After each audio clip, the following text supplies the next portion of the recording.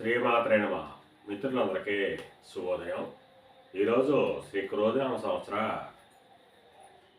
భాద్రపద బహుళ ఏకాదశి శనివారం. ఈరోజు ఆశ్లేష నక్షత్రం. ఈరోజు దుర్ముహూర్తం ఉదయం 7:29 వరకు ఉంది. వర్జ్యం రాత్రి 6:07 7:48 వరకు కూడా వర్జ్యం ఇవ్వడం జరిగింది. ఈరోజు సెప్టెంబర్ 28, 2024 తేదీ శనివారం. ఈరోజు పంచాంగరీత్యా ఈ రకమైనటువంటి ఫలితాలు గోచరిస్తున్నాయి.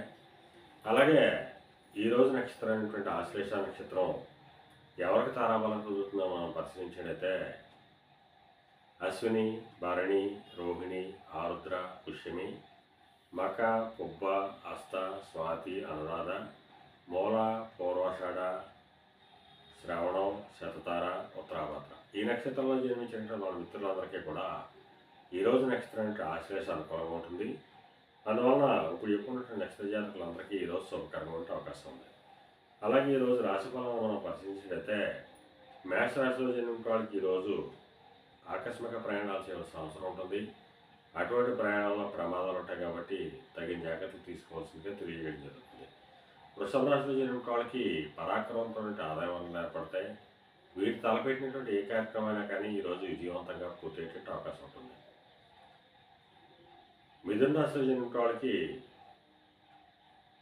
ధనాదాయ వనరులు పెరుగుతాయి.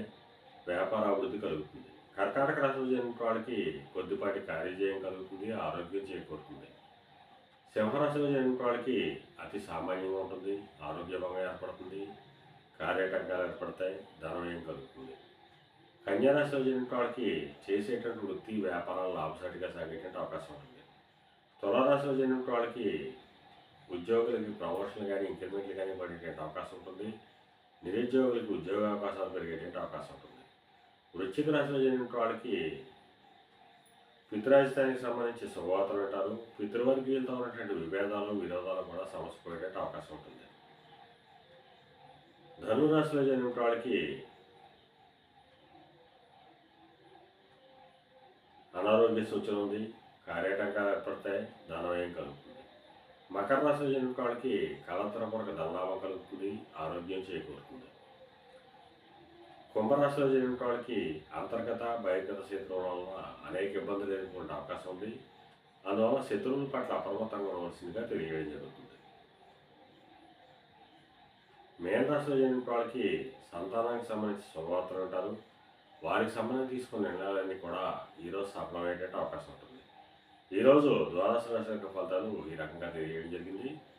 అలాగే ఈరోజు సంఖ్యాశాస్త్రరీత్యా 28 అంటే 1 వచ్చింది. శనివారం శని ఆధిపత్యం వచ్చింది.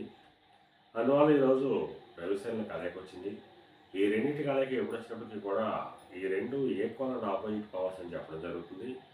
అందువల్ల ఈరోజు సమాజంలో ఉన్నత వర్గాల్లో ఉండటం వాళ్ళకి కానీ ఉన్నత కుటుంబాల్లో ఉండటం వాళ్ళకి కానీ రాజకీయ నాయకులకు కానీ కొన్ని వ్యతిరేకమైనటువంటి సంఘటనలు కలిగేటువంటి అవకాశం ఉంది. అందువల్ల ఆయా రంగంలో ఉన్నటువంటి మన మిత్రులు మిక్కిలి అప్రమత్తంగా ఉండవలసిందిగా తెలియజేయడం జరుగుతుంది. అలాగే ఈరోజు లేత ఆకుపచ్చ వస్త్రాలు కానీ లేదా దవడ వస్త్రాలు కానీ ధరించినట్లయితే సర్వసభలు కలుగుతాయని చెప్పి శాస్త్రీత్యా తెలియజేయడం జరుగుతుంది. అలాగే ఈరోజు ఆ చంద్రశేఖరుణ్ణి పరమేశ్వరుణ్ణి ఆవు పాలతో అభిషేకించినట్లయితే ఈ రవిశనుల కలయిక దోషం పరిహారమై అందరికీ కూడా శుభకరంగా ఉంటుందని చెప్పి తెలియజేయడం జరుగుతుంది. అలాగే మన రేపు శుభోదయం కార్యక్రమంలో మనం కలుసుకుందాం. అంతవరకు మన మిత్రులందరికీ మరొకసారి శుభోదయం. ఇట్లు మీ పెదబాబు సిద్ధాంతి గొల్లల మామిడాడు.